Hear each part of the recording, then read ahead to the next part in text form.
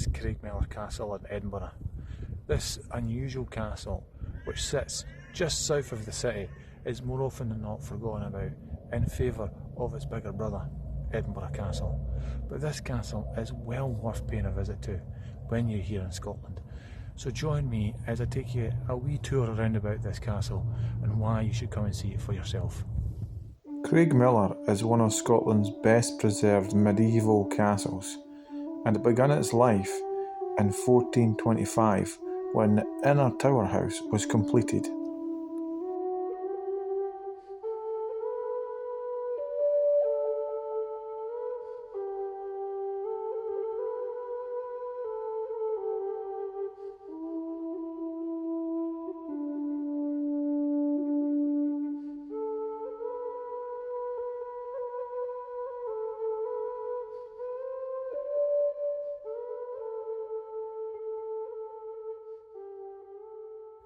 One of the more interesting features of Craigmillar Castle are these two spectacular yew trees that are planted in the inner courtyard of the castle. According to the history books, they may have been planted around the time of Queen Mary of Scots, but the records only show them going back as far as the 1800s when they were noted as notable and well established. It gives the castle a rather unique look.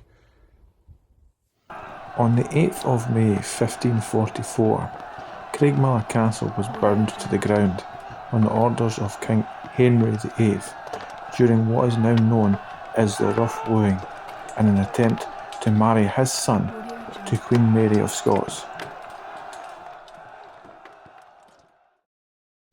Craigmillar's most famous association is with Queen Mary of Scots, who stayed at the castle, and the now known Craigmillar Bond, in which a plot was devised to remove Lord Darnley, either by divorce or other means.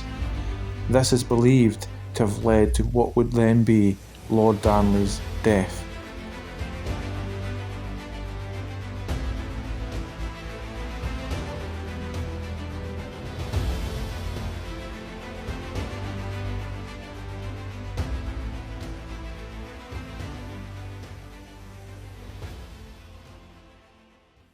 This is the Great Hall at Craigmillar Castle in Edinburgh. As you can see behind me, the Great Hall itself has lost its splendour of its heyday. Long gone are the tapestries, the carved wooden beams and the whitewashed walls. It's now silent. No great parties and no extravagant show of wealth.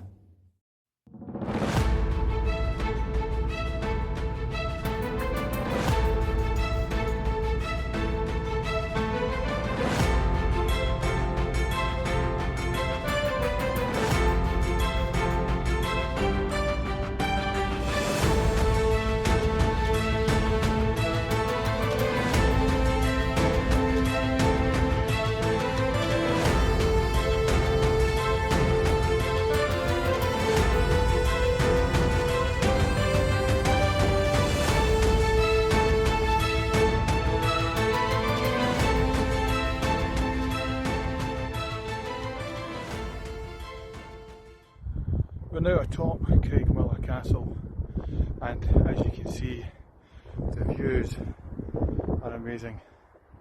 And if you look closely enough, you may even see Edinburgh's other castle, the more famous Edinburgh Castle.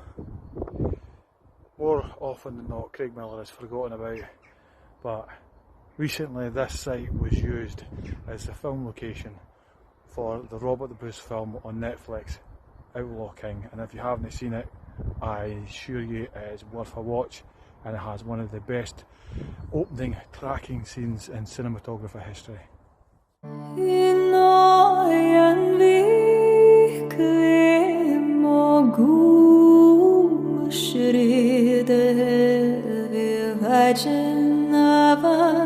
I